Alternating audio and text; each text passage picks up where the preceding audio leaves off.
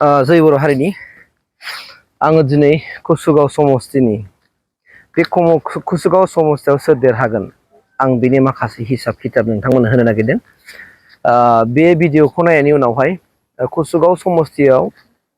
मोनफ्रोमबो पलिटिकेल हान्जानि जायफोर बिजाथि बे बिजाथिफ्रा एसेबाबो साननो खराग मोनगोन, बुजिनो खराग मोनगोन आरो बिथांमोना खामानिफोरखौ मावनानै लानो खराग मोनगोन। स' बेनिखायनो आङो कसुगाव समस्तियावहाय सोरबायदि केन्डिडेटआ देरहानो हागोन बायदि आं बिनि माखासे आपडेटखौ होनो नागिरदों। थारमाने बावहाय दिनै गोबां केन्डिडेटफोर दङ, जेरै बिपिएफ थाबाय, इउपिपिएल थाबाय, बिजेपि थाबाय, कंग्रेस थाबाय, टिएमसि थाबाय, एआइइउडिएफ थाबाय आरो बेवहाय निर्दलीय ओंखाराखिसै आरो बिपिआइ दंमोनना जोंहा मोनसे बे भटार पार्टि इन्टारनेसनेल बिथांनिफ्राय होनो हायाखिसै, बिथांमोनहा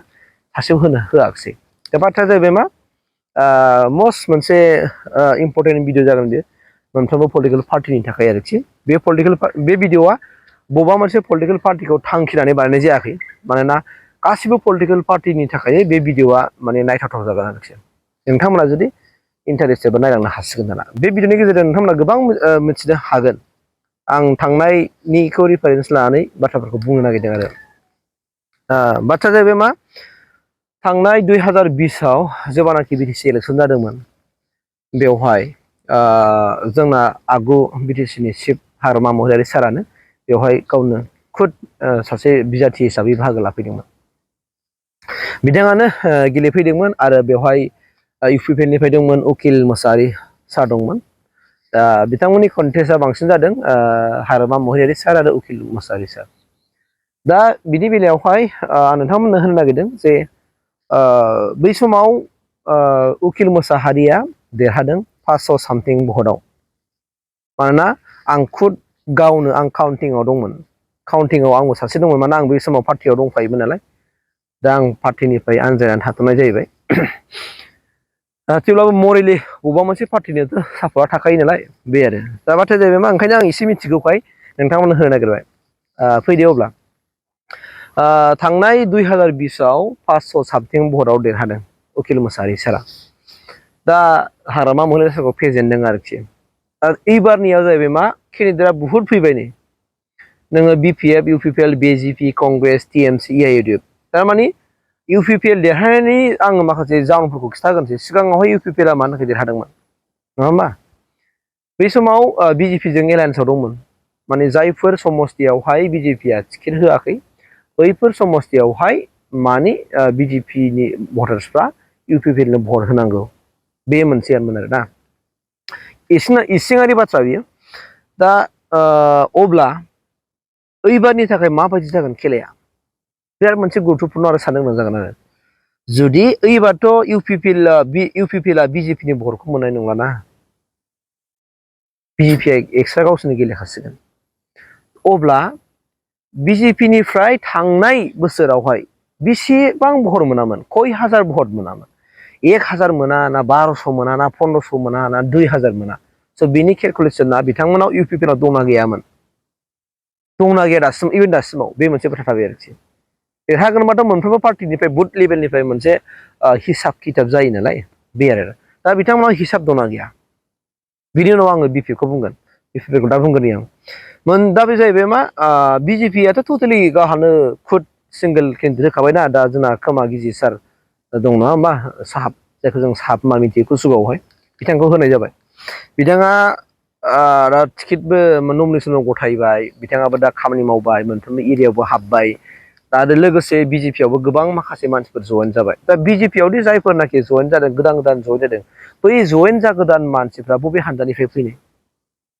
बे मोनसे बाथ्रा, बेखौ बुजिनांगोन। बिपिएफ आरो इउपिपिएलखौ बुजिनांगोन दै।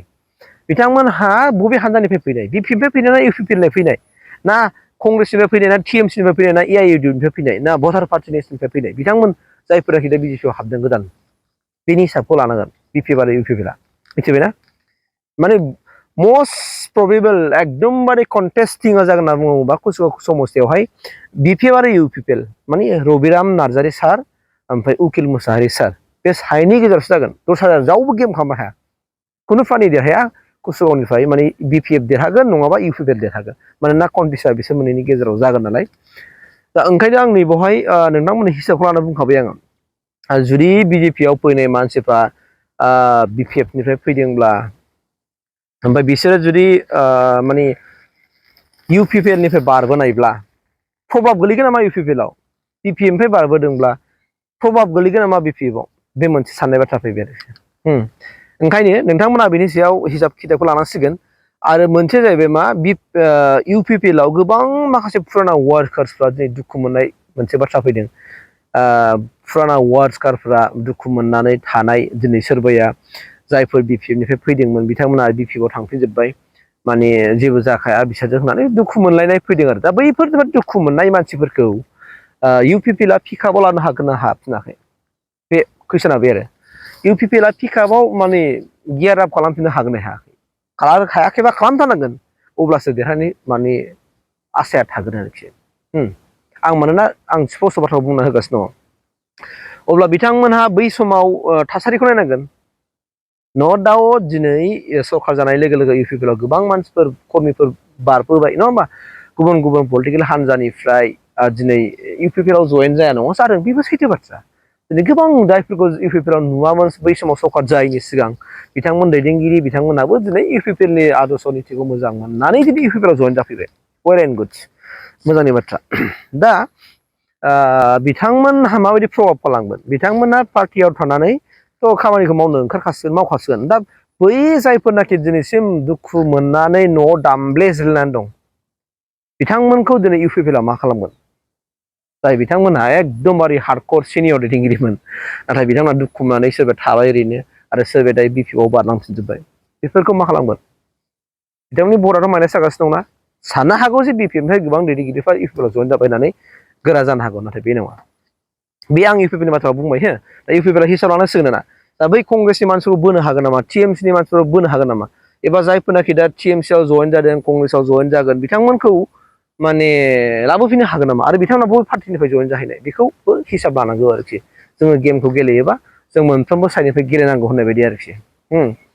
दा आं नोंथांमोननो बे हिसाबखौ होखाबाय ओमफ्राय दाना जाहैबाय मा BPF नि बाथ्रा फैनोसैलाय दाना BPF आव दिनै सोर केन्डिडेट दङ रबिराम नार्जारि सार दङ दिनै रबिराम नार्जारि सारखौबो बिराद मानसिफ्रा मोजां मोनो मानो आरो बेखौ सबसे बयनिख्रुइबो बांसिन मोजां मोनो होनना बुङोब्ला माने माइनरिटि सुबुंफ्रा बेखौ बिराद मोजां मोनो माइनरिटि सुबुंफोरनि फिल्डआ रबिराम नार्जारि सारनाव बुहुद दङ दाना जायफोरनाखि दा BPF आ गावसोरनि जाय हार्डकर जायफोर दैदेनगिरिफोरमोन जाय दैदेनगिरिफ्रा दिनैसिमबो BPF खौ दुखु मोननानै थाबाय ओरैनो दाम दाब्ले जिरनानै थाबाय न'आव खुनु मोजां माने एक्टिभिटिस गैला बिसोरखौ BPF आ दा पिकआपआव लाबोफिननो हागोन ना हायाखै आरो बिथांमोनजों न' थांनानै मोजां माने सावरायहैयाखै आरो बिथांमोनखौ माबोरैबा बुरखायनो हागोन बिनि लामाखौ BPF आ नागिरनांसिगोन दाना रबिराम नार्जारि सारखौ देरहाहोनांगौबा आरो दिनै गोबां माबाफ्रा BPF नि दैदेनगिरिफ्राबो दिनै पार्टिखौ माने दुखु मोननानै नङा होमबा सोलायनानै दिनै UPPL आव जयेन जाहैबाय बिथांमोनाबो नङा होमबा ओमफ्राय बाथ्राया जाहैबाय मा दिनै आरो गोबां UPPL निफ्राय आरो गुबुन गुबुन राजखान्थि हान्जानिफ्रायबो दिनै माने BPF आव जयेन जाफैदों जाफैनायालाय बेबो नंगौ सैथो बाथ्रा वेल एन्ड गुड दा बाथ्राया जाहैबाय मा दिनैनि थारिखआवहाय BPF आरो UPPL नि थाखाय फेक्टरा सोर जागोन ना बिथांमोना माबोरै खामानि मावनांगोन गावनि हान्जाखौ देरहानांगौबा खिन्थु नोंथांमोननि थाखाय मोनसे गल्डेन सुबिदाया बेनो गल्डेन सुबिदा जाबाय नोंथांमोननि थाखाय बर'नि भटआथ' माने नोंसोरजों दंखायो BPF आरो UPPL दंखायो 100%खा बेयो हयथ' 50-60 थानो हागौ बा मा होनना बुङो बाहाय 50-50बो थानो हागौ BPF आव 50 UPPL आव 50 थानो हागौ बा BPF आव 60 UPPL आव 50 थानो हागौ बा UPPL आव 60 BPF आव 50बो थानो 40बो थानो हागौ बेफोरबायदि थारमाने माने मिलायलायनाय नङा आरो बहाबा बांसिन खमसिन थाखागोन ओंखायनो दा नोंथांमोनहा गल्डेन सुबिदाया जाहैबाय मा बै ओरैहाय बावरागुरिनिफ्राय ओरै थानाय जायफोरनाखि जायखौ जों माइनरिटि होनबा मिथियो बिथांमोननि भटखौ बोखावनो हागोन ना हाया जुदि बोखावनो हायो नोंथांमोना देरहाबाय BPF नङाबा UPPL देरहाबाय बिनि खामानिखौ नोंसोर मावनांगोन आं दिनै लामाखौ होगासिनो दं बिसोरनो मानोना नोंथांमोननि भटखौ बोखावनो थाखाय फैबाय नै कंग्रेस फैखाबाय मानोना बिथांमोनाथ' माने कंग्रेसआवथ' मैखोम थाखागोन नालाय बिसोरो कंग्रेसआव थागोन बिसोरो जायफोरनाखि जों दारि गोलाव होनबा मिथियो बिथांमोना कंग्रेसआव बांसिन थागोन स' बियो कंग्रेसनि भटखौ बोखाबाय कंग्रेसनि भटखौ माने बोखाबाय बिसोर माइनरिटिफ्रा ओमफ्राय TMC थादेरबावबाय तृणमूल कंग्रेस हादोरबा बिथांमोनाबो बिसिनि भटखौ बोगोन आरोखि खिन्थु बर'नि भटआ गथा थागोन दै आं दहायनो होनबाय थादों बिथांमोनहाबो टिएमसि आबो माइन'रिटिसनि भटखौ बोगोन ओमफ्राय एआइइउडिएफ ओंखारबावबाय दाना जोंनि बे कसुगाव समस्तियाव एआइइउडिएफआबो बैसिनि भटखौ बोसिगोन दाना माइन'रिटि दाना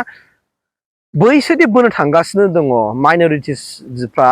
माने माइन'रिटिसनि भटखौ जे दिनै टिएमसिआ बोगोन कंग्रेसआ बोगोन एआइइउडिएफआ बोगोन दाना बिसोरो सिगाङाव सोरनि सापर्टारमोन बै माइन'रिटिफ्रा बिपिएफनि सापर्टारमोन ना इउपिपिनि सापर्टारमोन बेखौबो दाना नोजोर होनांसिगौ दा बिनिखायनो आंनिफ्राय बेनो नोंथांमोननि गेजेरावहाय